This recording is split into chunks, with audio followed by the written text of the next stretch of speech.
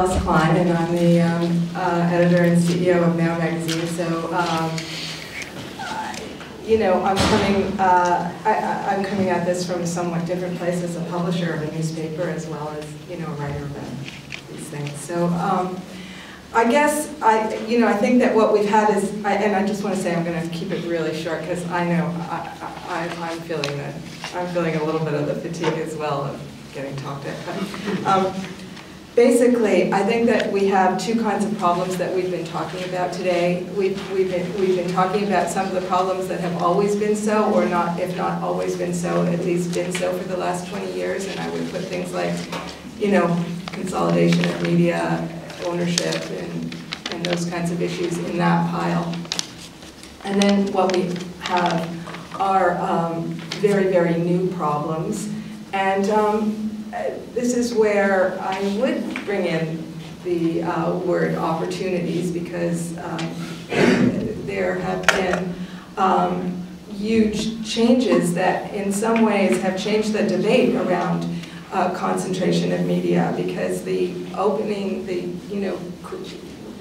recreation of the world in the digital space that we now live in has meant that we have an incredible array of sources of news and information that, you know, run very counter to the sort of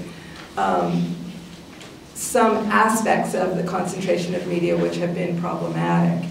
So, you know, we have at the same time as you know, this sort of media crisis, we also have this like media richness, this media bonanza, this you know, and you know, the Twitter world, the opportunity for local community, you know, broadcasting through YouTube, citizen journalism. You know, these are kind of incredibly exciting developments.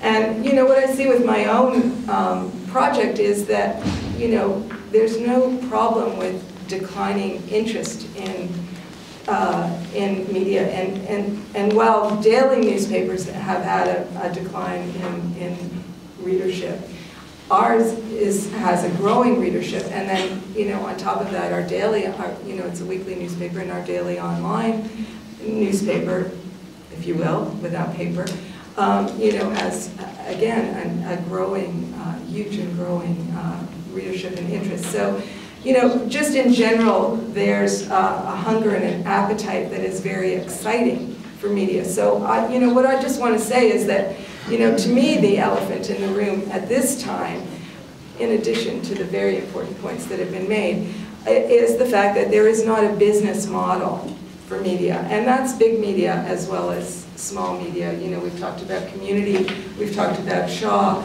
we've talked about, you know, the Toronto Star. I mean, you know, the layoffs that are taking place in those you know, in the traditional media are happening because there has been a huge decline in advertising revenue. I mean, you know, of course they shouldn't be so rapacious. Of course they should be satisfied with lower profit margins. That goes without saying. But the fact is that connection between advertiser-supported, you know, information that we have all been resting on, that's a broken model. That's, you know, I'm not saying that it's disappearing, but I think that those of us who are looking ahead at the future, and, you know, myself involved in a media organization that's looking at its own future, have to say that while we will never stop looking to advertising as, you know, a huge aspect of our revenue picture, of our support system, you know, we have to, all of us, I think, who want to enter this profession, who want to make something, make livings doing this important public good and doing our best at it and being, you know, creative, have to really consider new business models. Actually, Arnold touched on, you know, foundations, community broadcasting and radio and media. How, you know, what are the new business models? And I think that there's, you know, not one answer to that, but actually an answer that has to call to you know, the individual entrepreneurial spirit that, you know, that people can garner and develop collectively through, you know, common interest.